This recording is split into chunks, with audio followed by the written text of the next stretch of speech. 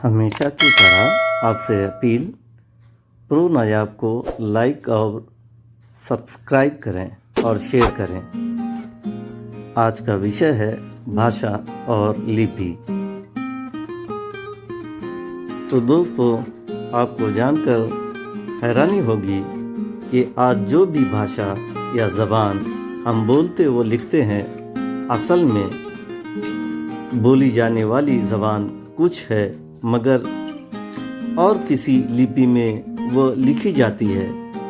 ऐसा उस ज़माने के प्रभाव से हुआ है। ज़बान व लिपि दो अलग अलग विषय हैं, हम आगे चलकर समझेंगे। आज से लगभग 5000 साल पहले अलग अलग तरह की दुनिया भर में लिपियों का जन्म हुआ। उस समय चित्रलिपि, सांकेतिक लिपि, भाषा लिपि का चलन देखने में मिलता है। ब्रह्म, समेरियन, इजिप्शियन, रोमन, हान ये मुख्य लिपि के परिवार हैं, जहाँ से दुनिया की हर ज़बान लिखी व बोली जाने लगी। 1000 से 2000 ईसा पूर्व हमारे देश और आसपास के ब्रह्म लिपि का परिवार मिलता है। वक्त के साथ उसके 3 प्रकार की लिपि स्रोत पैदा हुए। पहला, दक्षिणी परिवार। दूसरा, उत्तरी और पश्चिमी परिवार। तीसरा, पूर्वी परिवार। दक्षिणी परिवार में भारत का कुल दक्षिणी भाग Sri Lanka, Thai, Laos, Vietnam, Cambodia, Malaysia, Indonesia तक यह भाषा का विस्तार चला गया। उत्तरी और पश्चिमी परिवार में पूरा मध्य भारत, उत्तरी भारत, गुजरात, महाराष्ट्र, कर्नाटक, नेपाल, सिंध, तिब्बत और मंगोलिया तक उसका मिलाप मिलता है। पूर्वी परिवार में उड़ीसा, बांग्लादेश, आसाम, पूरा पूर्वोत्तर भारत, बर्मा तक इस लिपि की मिसाल मिलती है। ब्राह्मी लिपि का लिखित नमूना सम्राट अशोक के ज़माने में उनके स्तूप मीनार पर मिलता है, जो आज भी मौजूद है। दूसरा नमूना तमिल भाषा में मिलता है। ब्राह्मी लिपि समय अनुसार वह बदलती चली गई, जिसके अलग अलग नाम दूसरे देशों में पड़ते गए। हमारे देश में यह गुप्त, शारदा, सिद्धम नागरी, देवनागरी, कैथी, सिलहटी, मोड़ी और आखिर में देवनागरी कहलाती है।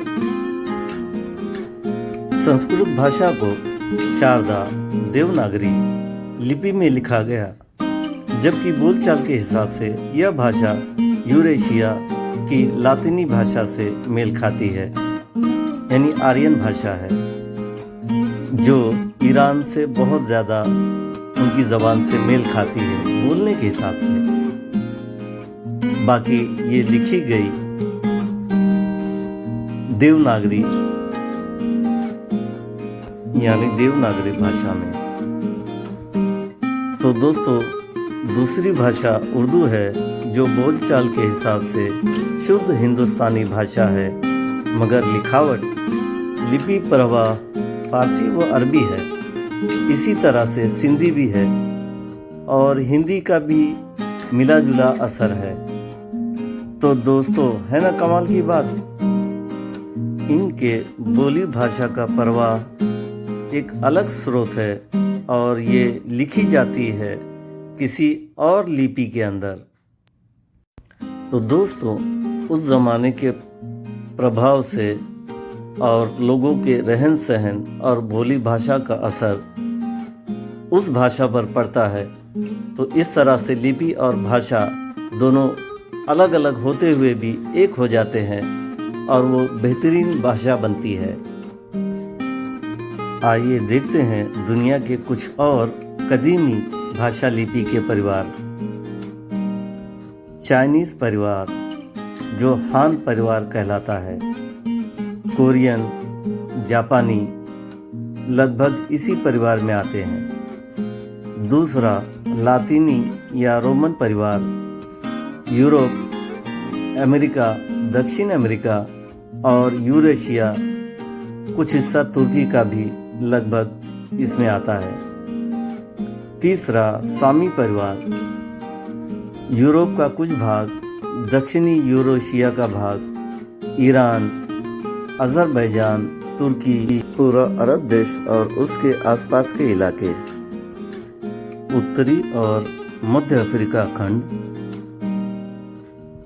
जहाँ पर अरबी और पूर्वी तरफ फारसी प्रमुख भाषाएं हैं। फारसी भाषा ईरान, तुर्की, अज़रबैजान, पूरा यूरेशिया का दक्षिणी भाग, अफ़गानिस्तान, यहाँ तक बोली जाती है। 400 से 500 साल तक सरकारी तौर पर फारसी भाषा भारत देश में रही। संस्कृत भाषा के लिखित नमूने हमें 11वीं सदी ईस्वी के बाद मिलते हैं। उर्दू भाषा के लिखित नमूने हमें 14वीं सदी के बाद मिलते हैं। हिंदी भाषा के लिखित नमूने हमें 16वीं सदी के बाद मिलते हैं।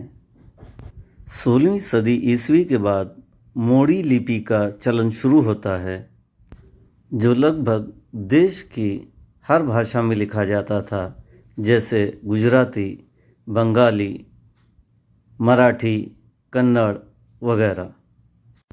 तो उम्मीद है आप अपनी मातृभाषा को समझ पाए होंगे। तो दोस्तों, ये कुछ पहले के वीडियोज़ हैं, इन्हें देखिए और अपनी राय दीजिए कि आपको मेरे वीडियोज़ कैसे लगते हैं। शुक्रिया, थैंक यू।